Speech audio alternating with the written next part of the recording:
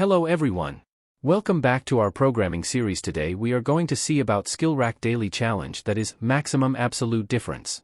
Hashtag include stdio.h. This line includes the standard input-output library, which is necessary for using functions like printf and scanf. Hashtag include stlib.h. This line includes the standard library, which provides functions involving memory allocation and other utility functions. In this code, it is used for the abs function. Int main, this declares the main function, which is the entry point of any C program.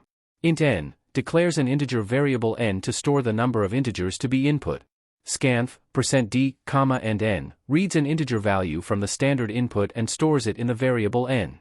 The space after %d in the format string consumes any whitespace characters, like newline, left in the input buffer. Int arr, n, declares an array arr of size n to store the input integers. Int I equals 0, I less than n, I++ starts a loop to iterate I from 0 to n, 1, used for inputting the array elements. Scanf, %d, and arr, I, reads an integer from the input and stores it in the I element of the array arr. The space after %d in the format string consumes any whitespace characters in the input buffer. Int max equals abs, arr 0, arr 1, initializes max with the absolute difference between the first and second elements of the array.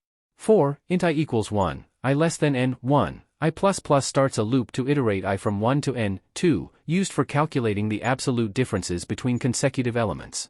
Int t equals abs, arr, I plus 1, calculates the absolute difference between the I and I plus 1 elements and stores it in the temporary variable t.